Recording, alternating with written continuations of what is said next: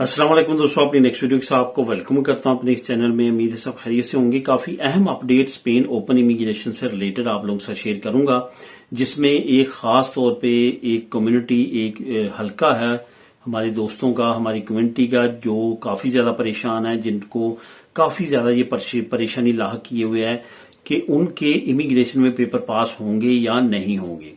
उसकी बड़ी वजह क्या है? उसकी बड़ी वजह यह है कि वो मुख्तलिफ कंट्रीज में रहे हैं पहले, वहां पे किसी ने असाइलम अप्लाई किया है, किसी ने अजील अप्लाई किया है, किसी ने वहां पे कुछ ऐसा कारनामा किया है जिसकी वजह से उसका वहां पे नाम आया है।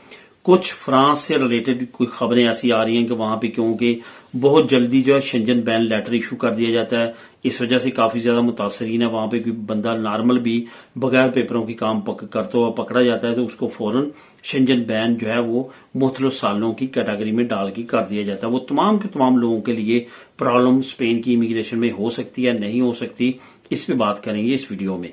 और यही परेशानी है जो कि काफी इमिग्रेंट्स को है।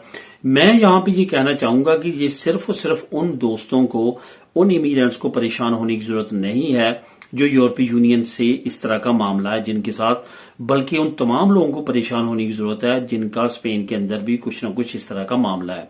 बेशक आपका मामला अदालत में चल रहा है, लेकिन उसका अभी तक फैसला नहीं आया। वो आप पे एक तलवार की तरह लटक रही है। आपने अपनी फाइल को सबमिट करवाने की तरफ जाने से पहले कोशिश करें, इस मामले को क्लियर करें, अपने अदालती कार्रवाई को जो है वो खत्म करें, जैसे भी है उसका फैसला करवाएं। उस पे अगर आपको जुर्माना होता है, कोई मसला होता है, उसको क्लियर करवाएं। वो क्लियरेंस लेटर लेके उसके बाद जो है आप स्पेन की अगर इमिग्रेशन अप्लाई करें, और कल को अगर वो केस आपका सामने आ जाता है तो वो लाजमी तौर पे आता है, तो अक्सर आखिरी आपसे पूछे तो फौरन अपना क्लियरेंस लेटर जो है अपने वकील के जरिए आप सबमिट करवा सकते हैं, तो आपका केस जो है वो पास हो जाएगा और आपको इमिग्रेशन मिल जाएगी। दूसरी तरफ अगर आपका फ्रांस में कोई ऐसा मसला है, आपका जर्मनी में ऐसा है, यूनान में है, इटली में है, किसी भी दूसरे यूरोपीय या शेंजन स्टेट में है, और आपका ये मसला सामने आ जाता है, तो आपके लिए दो प्रॉब्लम्स हो सकती हैं। अगर तो आपने पहले ही प्रेजेंट किया हुआ है एरिया में कि आप वहां पे थे, तो वहां का कैरेक्टर सर्टिफिकेट भी आपने लगवाया है, तो एक मसला तो आपका हल हो गया। लेकिन दूसरी तरफ अगर आपके ऊपर की वहां पे केस था या आप शेंजन बैन थे, तो उसका आपके लिए प्रॉब्लम हो सकती है, और आपको यहां पे स्पेन की ओपन जो इमिग्रेशन में फाइल सबमिट होगी उस पे जब रिजल्ट आएगा तो उसमें प्रॉब्लम हो सकती है। ये बहुत सारे लोग इसमें परेशान है, और कुछ लोगों को इसमें परेशानी इस वजह से भी ज्यादा है कि उन्होंने अपने कैरेक्टर सर्टिफिकेट से दोबारा बनवाने से बचने के लिए भी मेंशन नहीं किया या शो ऑफ नहीं किया कि वो पहले वहां पे थे।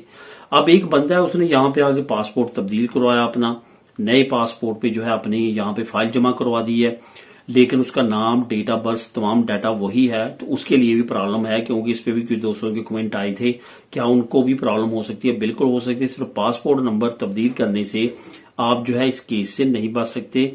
आपके ये केसेस जो हैं वो लाजमी तौर पे सामने आ सकते हैं। मसला क्या होता है कि जो शेंजन स्टेट्स हैं और यूरोपीय यूनियन है, इनका कुछ मामलों पे, खासतौर पे क्रिमिनल रिकॉर्ड के मामलों में तमाम का डाटा सेम है, या अपना डाटा एक दूसरे का शेयर करते हैं।